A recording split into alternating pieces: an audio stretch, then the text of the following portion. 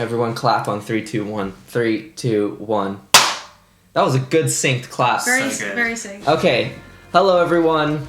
This is the second take because I forgot to hit record the first time on my camera, so we'll do it again. We are the Sound of Modesty. Well, 3 of us. We're missing 2 members. We'll add them here. Yeah. Oscar and Ned aren't here, but this is Yvonne. She sings. I'm Ryan. I play guitar. This is Devon. He plays keys. Oscar and Ned play bass and drums. But yeah, we're gonna walk through "Safe in Your Arms" today.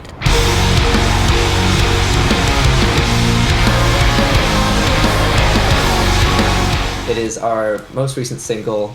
By the time this video comes out, the single will be out, so have a listen. Have a listen and check out the music video. We just filmed it yesterday in the timeline of this current event. Let's go through this project. That's what we're going to be doing today. As you can see, there are lots of tracks, 123 tracks of stuff, so there's going to be a lot to unpack here. We can start with how the song started. Yeah, you sent that to me, so do you want to go through, talk to people about what the song was at first? Yeah, so it just started out as like a 1-minute like improv with me and my guitar, because I was trying to, at the time my partner was doing his dissertation, so I was just trying to like motivate him to like keep working on it, because you get really demotivated sometimes if he'd be working on it for too long. I would just send him like these really shitty improv tracks where I'm just like making up stuff as I go, and then this track came about through that. So here it is. Different. Yeah, I mean, you can definitely see where it kind of all starts and where the birth of the song comes from, so I'll play it now.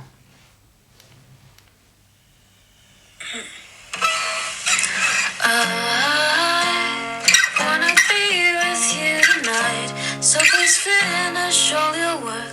Maybe I'll eat something nice. I wanna fall into your arms, give your hard work a chance, and I might stay with you. Yeah, I could stay with you.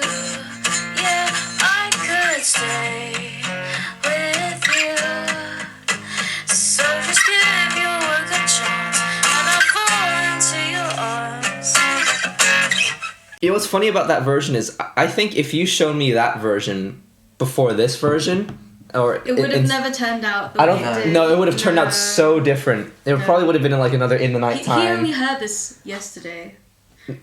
Me? Oh, this version. Oh, yeah. I thought you meant. No. I thought you meant the song that we've been working on for the past month and a half. No, you've never heard that before. No. But yeah, that's the birth of it. The version that I heard was this version, and it's been like spliced, and you can see it's been cut all over the place because you didn't record this to a click, did you? No, I did a free tempo for my uni undergrad final project. Yeah, and what? So was that just you and a piano, and just recording that at the same time together? Yeah, it was just me in my room and just like trying to get as many sounds out as I can. This file right here is the first time I ever heard of this song. So I was on the bus back from Liverpool from work, and I was just going through that folder you sent, and then I came across this, and we'll just play a bit of it now, and you can hear like it's pretty much the same at the moment.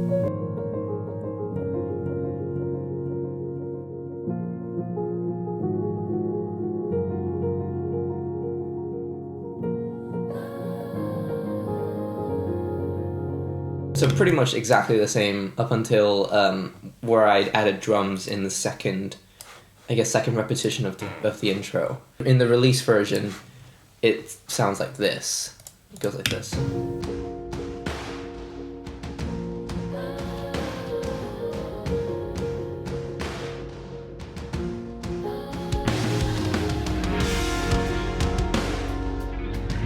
Yeah, that's what that sounds like, but then in your initial version, it's just pretty much the same as the first. Yeah, I didn't know what to add there at that point. Yeah. So I think it's just a different vibe overall. Yeah.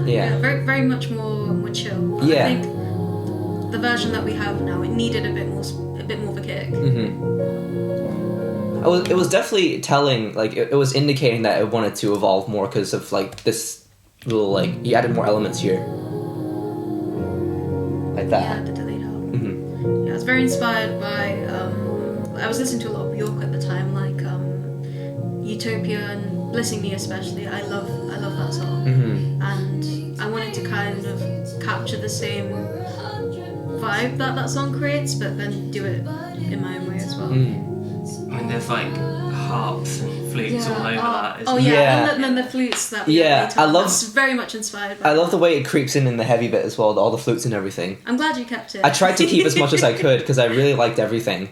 But yeah, so like the big like eureka moment for me when I listened to this demo was this bit. So this bit was worked on by Oscar, wasn't it? Yeah, and then Oscar added this sick industrial beat. Yeah. So I'll play a bit of that now. I would hold you close and tight. Everything would be alright.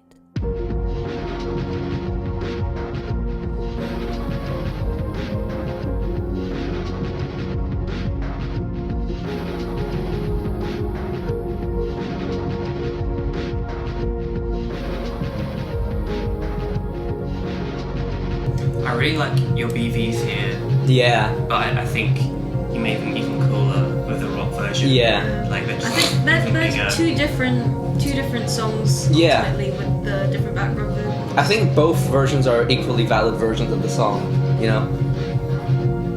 I think it's both are definitely a releasable thing. But then I just wanted to take it even further.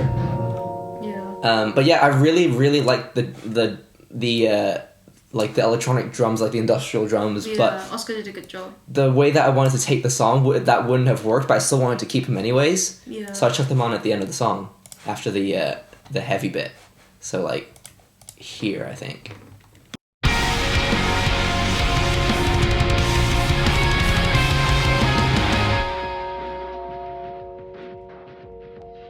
It works really well. Yeah, over the you put in. Did Oscar put this in, or was that you? The Glockenspiel Celeste thingy. Oh, that was me. Yeah. Yeah. So I just put the industrial drums over that, and I think it worked pretty well. Yeah. That's also very like Bjork Utopia. Yeah. We have a lot of clashing influences because you like Bjork. I well, from touring with a lot of heavy bands, I listen to heavy bands now. So like the main riff. So we'll get into the meat of the song now, the actual Shout out release to version. Loathe. Yeah, shout out to Loathe. But I remember on my second tour with them, we were touring with Spirit Box, and I guess subconsciously this riff is very Spirit Boxy. So I'll play the riff by itself. I'll show it in context first. Right.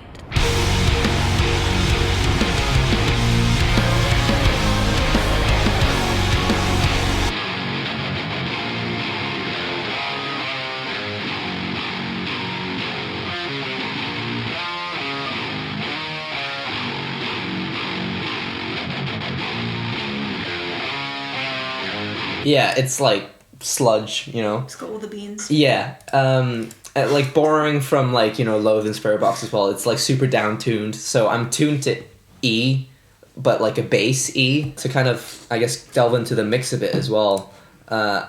This was I did a little mixing trick that was borrowed directly off of a Spirit Box song called Holy Roller, and where they tuned the guitar, where they dropped the DI track an octave below and super distorted it.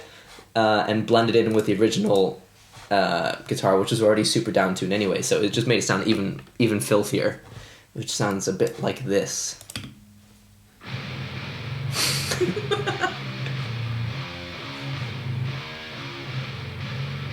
So all the meat and potatoes.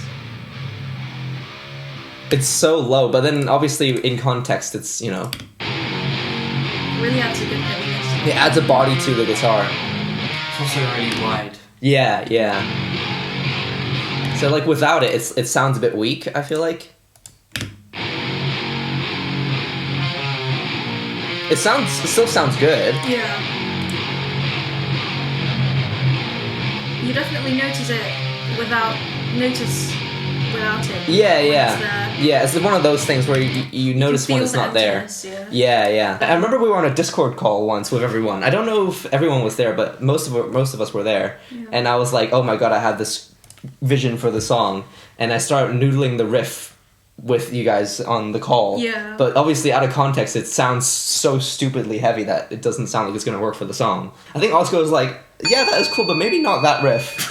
I know, because I think he'd been listening to the lo-fi version for such a long time. Yeah. It's understandable. It's a different ballpark to picture it in the heavy realm. I mean, this is quite a jump from this to... But I think because you could see the whole vision in your head, it was just a matter of translating it. Yeah. The way that all of us can see it as well. Yeah. I remember showing it to a couple of people, and they said they made a pretty good comment on it. In that it's like it's like a heavy song, but it's not a heavy metal song. You know, it's not a metal song. It's like it's blended. It's got metal elements, but I don't think it's a metal song. You know, I'm not sure what genre I'd call it. Its roots is definitely still in singer-songwriter type song, because with the way it starts. Although it is the simplest song I've written in a long time, I think, other than like Mother's Love. You think so? Yeah. Lyrically, at least. Right, yeah. Because I've been trying to tone it down from Cognitive Dissonance, our previous album, where a lot of the languages are more flowery because I was reading a lot of prose at the time.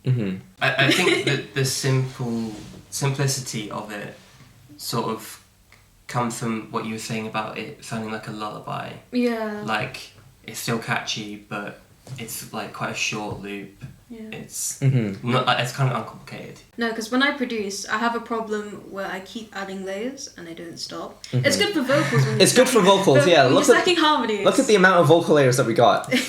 So yeah, we'll dive into the meat of the song now. So these vocal tracks that you sent me, are they the same as the one that was in the original Bounce, like this one? I think some were the same, but I think I tweaked some of the stems. Okay. Because obviously when I recorded the original version, it was a lot more chill. I think they actually might be the same, because you can see me splicing the same, making the same changes to the tempo stuff. I think more of the changes were done to the harmonies rather than at the end. The main vocal. Yeah, so actually they would probably be exactly the same as the ones that you sent in this Bounce version, because you can, like I said, you can see all the tempo, me chopping up the thing to fit the tempo. The vocals are pretty cool. You mentioned that robotic vocal thingy. Yeah, in the original version, I had the pitch down vocals, like an octave down with a pitch shifter, and then I had like a little bit of a hard auto-tune on it, so then it'd be really, like it would shift the sense up really high or low, and it'd come out quite just snap it like... Yeah, snap. It would snap it to the pitch. Yeah. So that's what like it sounded like in the original demo. Need to be with you tonight. We're 100 miles apart, and I'm just biding my time. I do that a lot in my demos where I need a male vocal, but I can't sing that low, so I just shift it. Oh yeah, I format shifted it. It sounds really wacky by itself. I like it though. Yeah, I format shifted it to make it blend a bit better because I want it to stand out a bit more. But then when I turned it up, it just sounded like this really round thingy. So I shifted the formants up to make it like a bit brighter. I also think it's pretty cool when you like accent certain words or phrases or melodies with like a form and shift vocal, and it's not like something you have the whole time throughout the whole thing. We're 100 miles apart, and I'm just biding my time. Yeah, like you said, I like the way it like just accents different lines and stuff. We can talk about the BVs next. Yeah. Just go down. Okay, so the backing vocals. So this was something that you re-recorded after I sent you the first demo of like the heavy version. As a bit of a context, this is what the original one sounded like.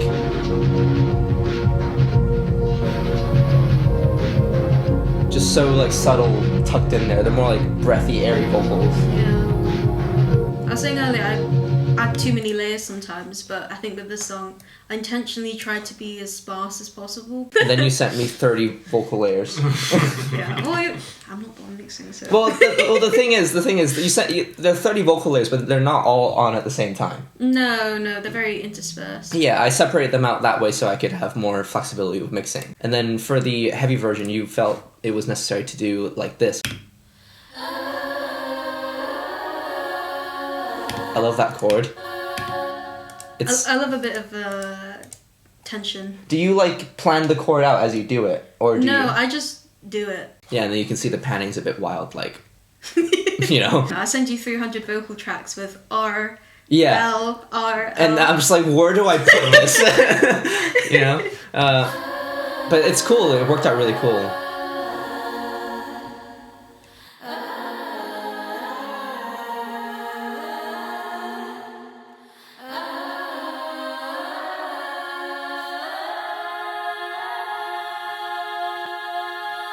one thing I did was I actually extended how long you held them, because I think originally they just end, don't they? They end a bit sooner. Yeah. So like they ended there, whereas the original one, whereas the one I made up ended a bit later, like just a fraction of a thingy later. But I did that because I wanted this to lead into the lead, into this bit, like this.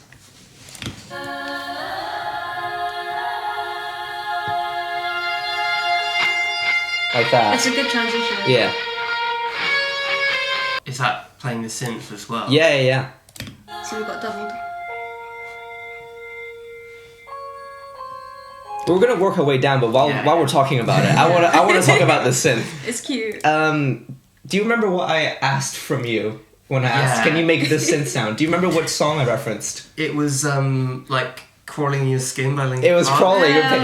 The original like dun dun dun dun dun dun dun. Yeah. It's not the same. It isn't the same. But that was the by any reference. means. That was the reference. And like, wait, if you just open it. Yeah. So I remember what's going on with it. Is it Alchemy? No, it's Vital. It's a free synth program. Vital. So no, I can't remember what my thought process was making this, but I mean the delay is a big part of it, I guess. Yeah.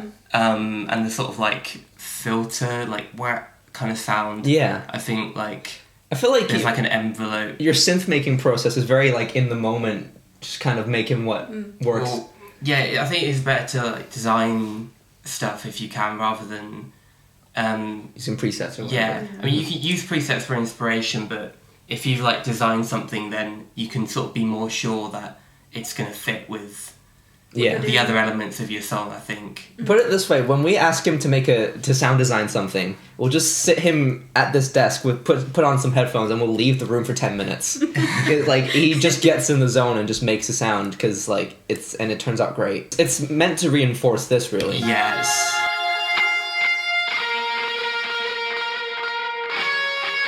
It's so subtle, but adds a really nice colour on top. Yeah. It sort of adds some like little sparkly bell kind of sound to the guitar. Yeah. The But it's delays of it. very subtle, isn't it? Yeah. Like it's And then the guitars it's just pretty much a delay in front of distortion. So you're like your typical like post rock sound, but when you've got the delay in front of the distortion, it like distorts the delay, which makes like that really crunchy sound.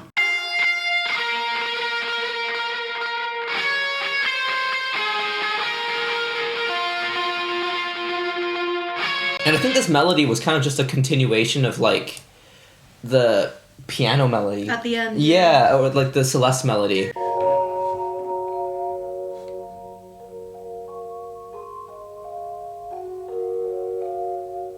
So how did you what sound did you use for that? I think it's the Native Instruments Factory Library Celeste under the percussion tab. That's cool. They make really good I acoustic love sounds. I love all of their orchestral libraries. You have a lot more of the orchestral stuff in here as well. So this is the kind of we'll start showing off like some of the stuff that won't be like painfully obvious when you start listening to the song, but it's all stuff that's in here that help to really build a big sonic atmosphere. The first thing I want to talk about is maybe this piano. It's just basically a continuation of the original piano, which sounds like this.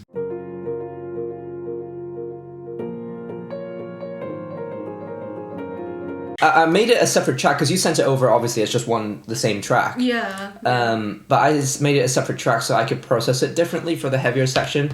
So I compressed the hell out of it in this heavy section because then it just wouldn't really pop out. I really wanted every element to pop out, and I made it sound as bright as possible with that stupid EQ. Look how it's just like boost all the highs, you know. The piano track is actually 2 different piano presets. So Yeah. it's, I was about to say the Gentleman Upright Yeah. from Native Instruments, and then also I want to say it's Lab's Soft piano. Yeah, it says on the track here. Because I'm different to Devon in the fact that I love using presets because when I'm trying to get ideas down, I need them as quick as possible, and I have like my favorite presets that I know will get me a sound that I can start playing with. When I want something a bit more particular, I like to stack presets.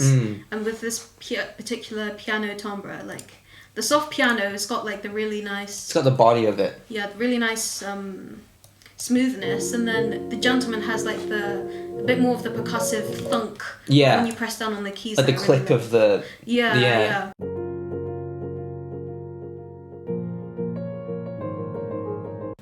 And then in the heavy bit, it's just the same sound but made brighter and more compressed.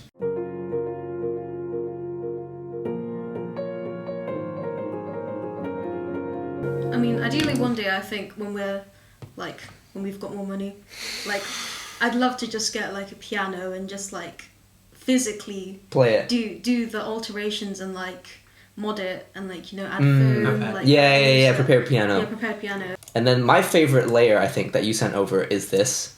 The flutes. The synths, no, the synths. Oh, the synths. Yeah. Oh, yeah. It's so good. It's so good. It's almost like a big string orchestra type sound. I think it's a free plugin that's compatible with It's Contact. massive. Oh, it's massive. Yeah, well, it says massive Analog Dream and Analog Dream. I take the preset, I stack it until it sounds how I want. And then these orchestral elements I really, really love as well. You can hear them poke out towards the end of the song with the flutes. So like, for example, I'll play like the heavy bit.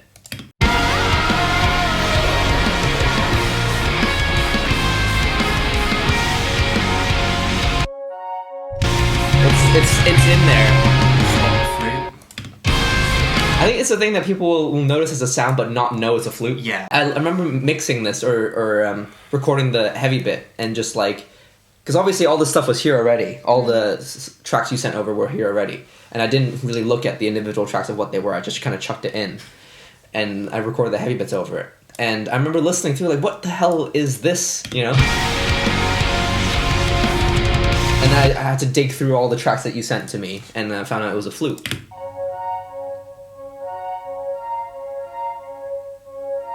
Yeah, I think that's most of like the hidden bits really. Oh, well, there's a Celeste in the background, which is really cool.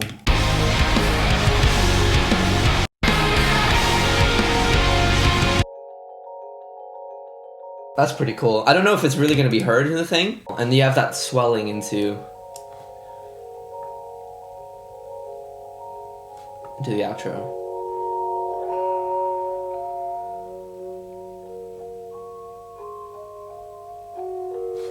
I don't know what the wavering sound is, because you didn't make that wavered. No, it's like, I think it's this tape plug-in.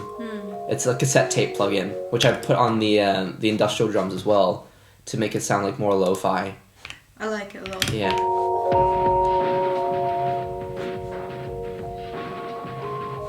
So like that by itself without...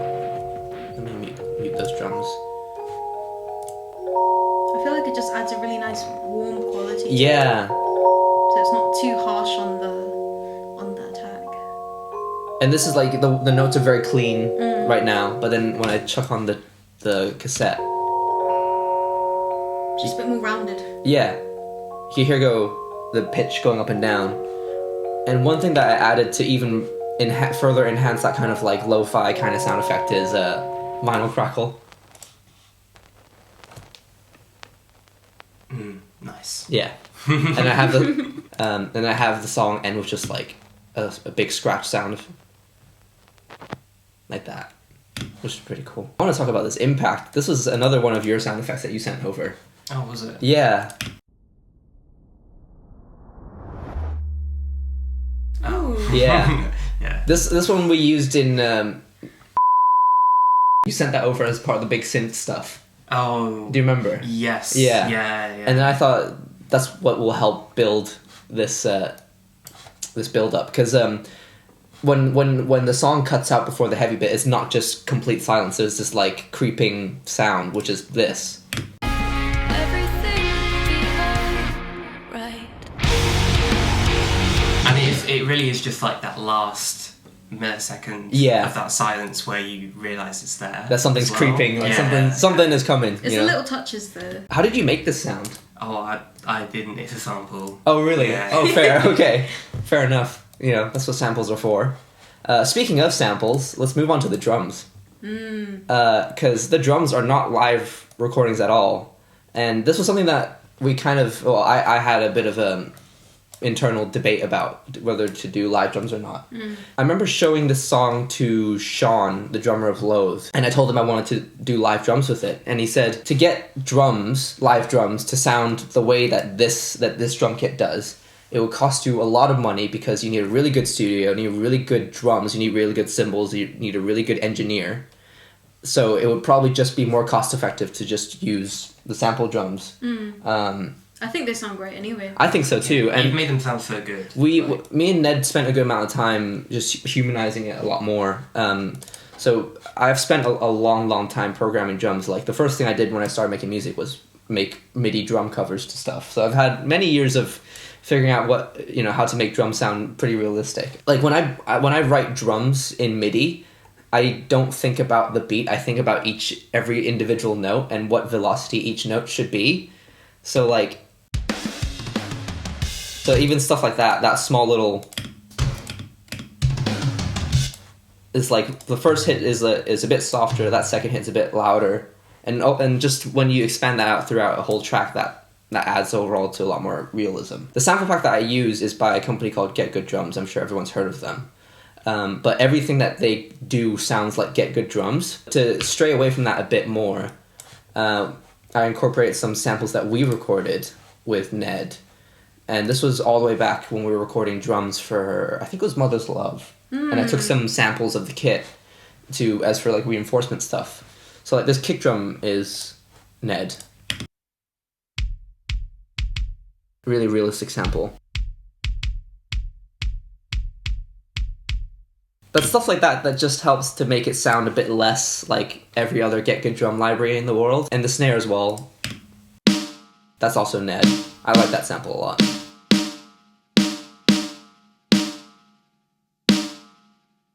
We got a snare room sample too.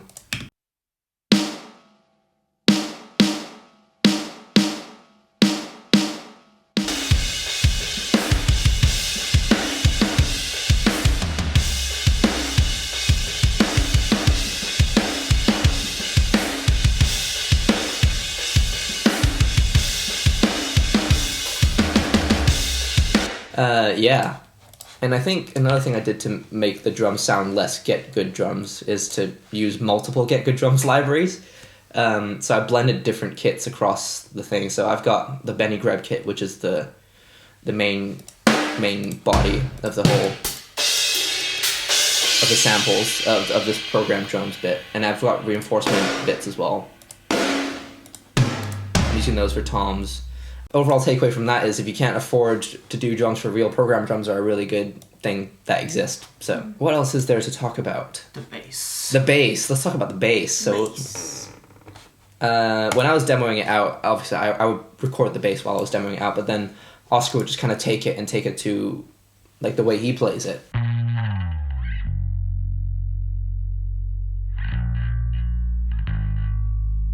It's just really simple bass playing, to help reinforce the overall thing of the song. Doesn't need to be too complicated. No, and we used 2 different basses for this actual, for the song, because we wanted 2 different sounds for this clean bit and the heavy bit. Oh, it's such a good tone. So the clean bit was done with the blue bass, this jazz bass, for that really like delicate, clean sound. And then this heavy bit was recorded with the black bass, which is a P bass. And Oscar played this all fingerstyle, which is really cool. I recorded it with a pick, but the way he plays it with fingerstyle is really, really sick. We do love some fingerstyle. One thing that's tricky about the bass as well is because I'm tuned so low, the bass is in the same octave as the guitar, or the other way around, the guitar's in the same octave as the bass. And you have to really manage your frequencies well with that, otherwise it will sound a bit messy. If I pair that up with the bass, you can tell that the bass is actually adding a lot of bass to it, even though we're both in the same register. A little disgusting sound. Yeah.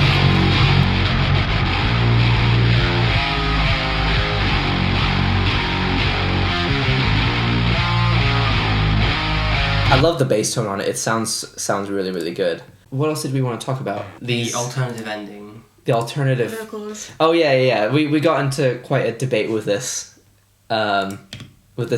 section.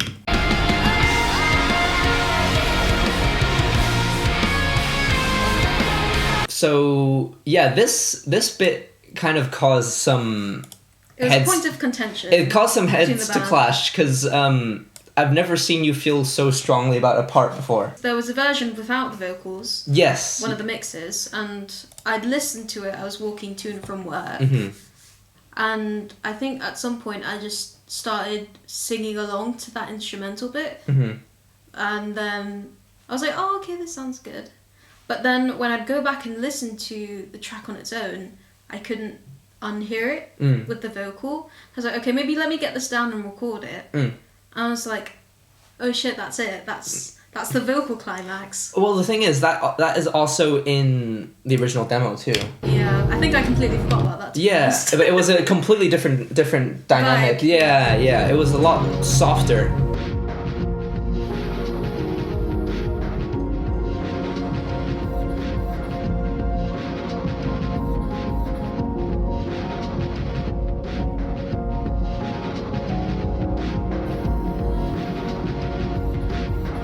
Yeah, completely different. Yeah. So I recorded that, and then I sent it to these guys, and then I think we had a split vote on whether we liked it or not. Yeah, it was like split 2.5 to 2. It was, I didn't like it, Ned didn't like it, Oscar was on the fence.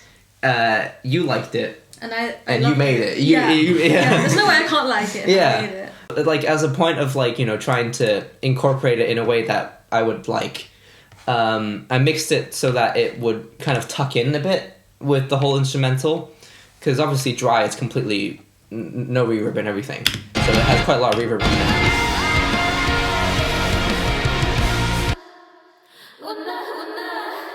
And I sent that to you, and you didn't like it at all. I hated it at first. Yeah. But that's just because I'm really used to recording with dry vocals. Yeah, for example... I have like a weird aversion to reverb for some reason. We'll show the original demo. Like completely dry. Very sterile sound. Yeah. So when I sent the mix of it super reverby and like delayed and everything, you didn't like it. No, not at first. I was very against it. And you sent me a whole message with notes of like, here's how I would mix it. No reverb, 6 to 7%. Vocals pan this way, bring the lower octave up. And I mixed it and I was like, oh my god, I really don't like this at all. But then I was like, I love that. Yeah. And he was like, yeah, it's perfect. I was like, oh, I hate this though. I was like, no. And then Oscar suggested a compromise where he said if we were to have it in the song, then he would prefer it mixed with the reverb in it so that it tucked in with the song a bit better. And ultimately that was the one we settled on, wasn't it? Yeah, I agreed to like it. Yeah. I think because I'd been listening to that version with the dry vocals for so long, I fell in love with that version and I didn't give the other version a chance. This happens to us a lot, actually. There's a word for it. It's called demoitis. Oh god, where yeah. you listen to a demo so many times and then you listen to the like nicer, quote unquote, nicer sounding version and then that sounds wrong. One thing I want to mention as well is when I mix, I try to get it to the point, like, because as I said, I'm a guitarist.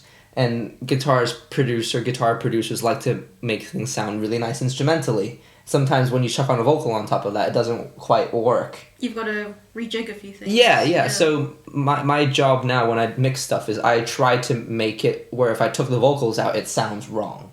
Which is which I think is kind of helped. Good test. Yeah. It's like if I took the vocals out and this sounds wrong, then clearly the vocals needs to be there. And I think that's helped elevate our mixes a bit further with the newer stuff. Go stream the song, go check out the music video. It's going to be out and it's going to be really sick. So, hell yeah. Take care, everyone. Bye. Bye-bye.